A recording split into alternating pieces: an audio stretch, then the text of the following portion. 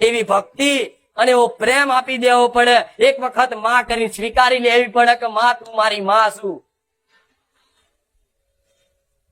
તારે જીવનમાં એવા ચમત્કાર થાય તમે નહીં દુનિયા જોતી રહી જાય.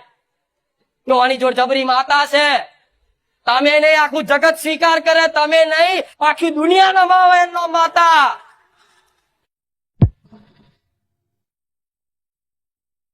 દીકરો ભરોસો રાખે છે કે મારા ઘેર મારી માં બેઠી છે. અરે દુઃખ ગમે તેટલા આવતા પણ મારી માના શરણમાં છું, મારી માના ખોળામાં છું, મારી માના ચૂંદડી હેઠળ છું. એ પહાડ જેવા દુઃખ ને તમે એમ કહી દો તારા તાકાત હોય એટલું આવી જાય હેડ. જોઈ લઈએ મારી માતાના કેટલી શક્તિ છે. એ દુઃખ તમારા ઘરનો ઉમરો ચડી અને નમન કરીને જતું રે એનો માં કહેવાય.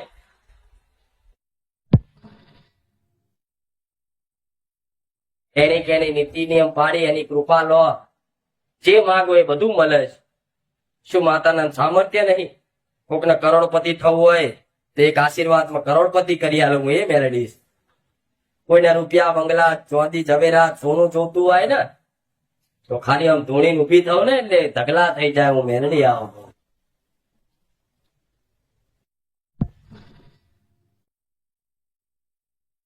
પૈસા જોતા હોય ને તમારા ઘેર કે માં લક્ષ્મી નહીં ટકતી તો કોકની પાછળ વાપરવાની આમ હિંમત રાખો.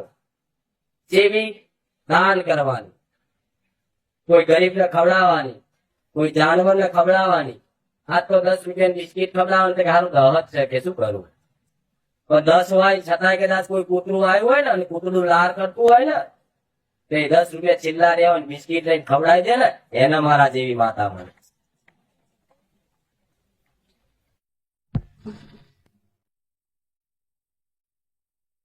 એક દીકરી એવું કે મને એક છોકરો ગમત મારે એની જોડે જ પરણવાનું છે.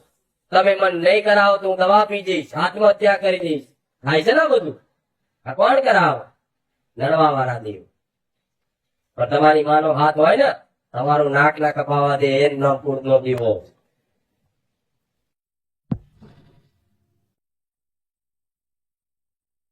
તમારી માં રાહ જોઈ બેઠી હોય ખાલી મારા દીકરાના અંતર આત્માથી સતના માર્ગે આવવાની ઈચ્છા ખાલી જાગૃત થાય ને એ દાડે એનો કોડો પકડી લો. જગતમાં થોડું નહીં મેળવી આવતું.